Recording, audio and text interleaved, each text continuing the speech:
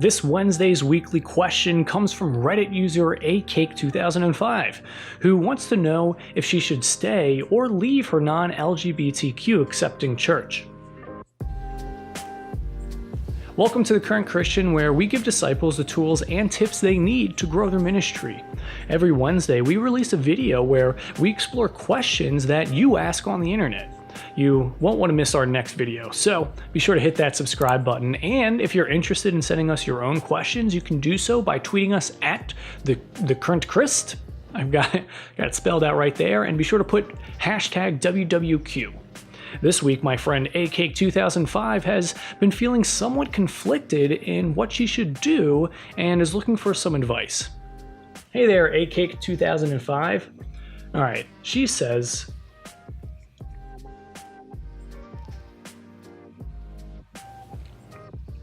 alright, so to summarize, you joined a church and you got involved in a youth group that you love to attend.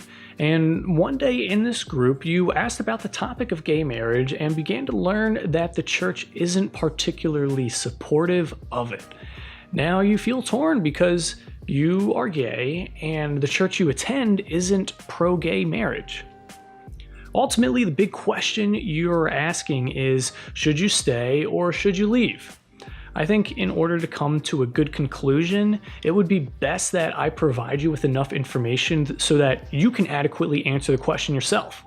Although I would like to answer it for you, you should use your own judgment and wisdom on this decision. And I know if you're praying and talking with God about it, He'll certainly guide you through the process too.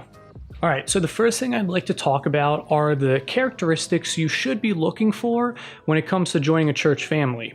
First of all, church isn't a building or a place. It's a gathering of believers. And those believers are led by the love, teachings, and practices of Jesus. We get a glimpse of how the early church was structured at the end of Acts chapter 2, verses 42 to 47. They were studying and learning about Jesus' teachings. They were fellowshipping, eating, praying, worshiping, meeting at each other's houses, sharing with each other, and praising God.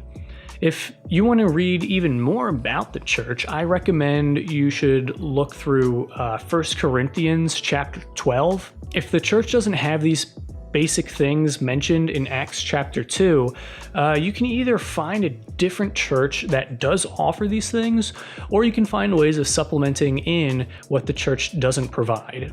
I know for you, a thing you were hoping for was that the church would be more accepting of homosexuals and gay marriage, but unfortunately they aren't. Do keep in mind, though, that this doesn't necessarily mean it's a bad church.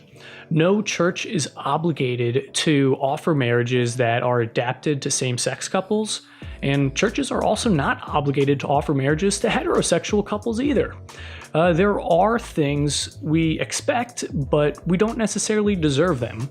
In fact, Jesus makes it clear that in God's kingdom, marriage is going to be kind of irrelevant anyway, and you can look at that verse in Matthew chapter 22, verse 30. A church that doesn't offer the option for people of the same sex to get married might not be a deal breaker for a lot of people, because church isn't about the marriage of people. Rather, it's more about the marriage of God and people. But this is something you'll need to spend time praying about. I also have a video where I talk about same-sex marriage if you are interested in watching that too. However, if a church doesn't want you there because you're gay, then you should leave it. A church isn't a place for perfect people who never sin. If it were, then, I'd be the first person that would be kicked out. Sadly, there are people out there who do try to actively fight against homosexuals and same-sex couples. As Christians, we shouldn't be making it our duty to fight against homosexuals. And on that note, I just wanted to read out some Bible verses that will help us understand what the appropriate behavior should be when dealing with the topic of homosexuality and gay marriage. How can you say to your brother, "Brother, let me take the speck out of your eye," when you yourself fail to see the plank in your own eye? You hypocrite, first take the plank out of your eye, and then you will be able to see clearly to remove the speck from your brother's eye. For all have sinned and fall short of the glory of God. No one can ever be made right with God by doing what the law commands. The law simply shows us how sinful we are. If we say we have no sin, we deceive ourselves and the truth is not in us. But God proves his love for us in this: while we were still sinners, Christ died for us. Through Christ Jesus, the law of the Spirit, who gives life, has set you free from the law of sin and death. God will give you a new heart and a new spirit God will put within you.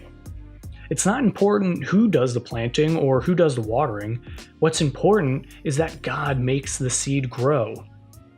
Be joyful, grow to maturity, encourage each other, live in harmony and peace. Then the God of love and peace will be with you.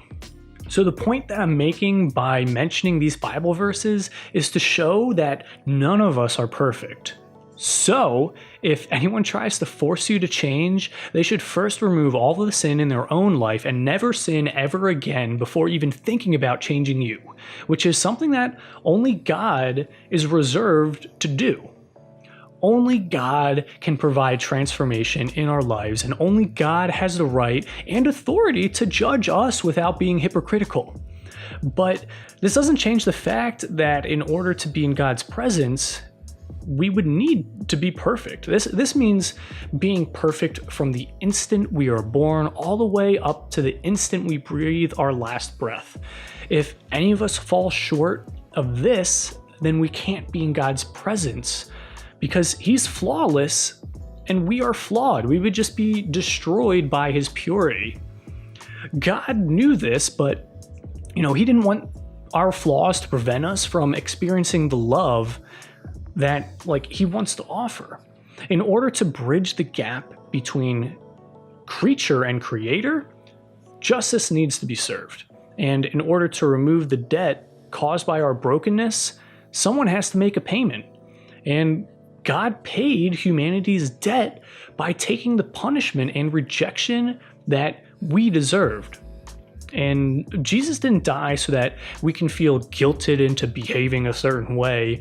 He died so we can be forgiven, set free, and be fully in his presence. Because, we are all broken and imperfect beings.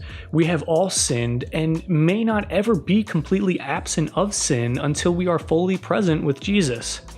For anyone to laser focus in on the sin of another person is something that God could very easily do to all of us, but God doesn't have to because we are all forgiven. Of course, this doesn't mean just do whatever you want, but it also doesn't mean we will never slip up or face temptation. Paul never got the metaphorical thorn removed from his side. Maybe he was lustful, maybe he was easily angered. Either way, even looking at someone with lust means that the person has sinned. And even thinking an angry thought about someone means that a person has sinned. And this is from Matthew 5, verse 21 to 30. And if your church isn't trying to lead you to understand and exemplify Jesus' love, then that church is sinning too. I just like to wrap up with one thing. Be wise about who, when, and where you open up to someone about your past. If you decide to come out to members at the church, just be ready for them to take the stance that homosexuality is a sin. If their behavior leads them to probing every aspect of your sexuality, then you may need to lovingly remind them that they too are not perfect, and they too would probably not like to receive the same treatment they are giving to you. And if they try to say that they are without sin, then they are lying. So in that circumstance, it'd be best to just politely leave the conversation and just let it be. Also, remember to still be graceful and patient with how others behave. Some people barely talk about sex, and even fewer people talk about homosexuality. So it may be taboo for most of those church members. They may have a narrow understanding or some misunderstandings about homosexuality. Well, that was certainly one of the most dense WWQs I've done thus far. Hey Cake, thank you so much for asking that question. It was a lot of fun, producing this video for you. I hope it's helped you out, and yeah, let me know what decisions you end up coming up with by the end of this. Thank you for watching. I'd also like to thank our community of supporters over on Patreon. This video wouldn't be made possible without you. And if you really like this video, you too can join our crew of Patreon supporters by donating a few dollars a month to the Current Christian channel. Remember to hit that subscribe button and the little bell icon if you haven't done so already. Thanks again for watching, and I'll see you in our next video. Excuse me.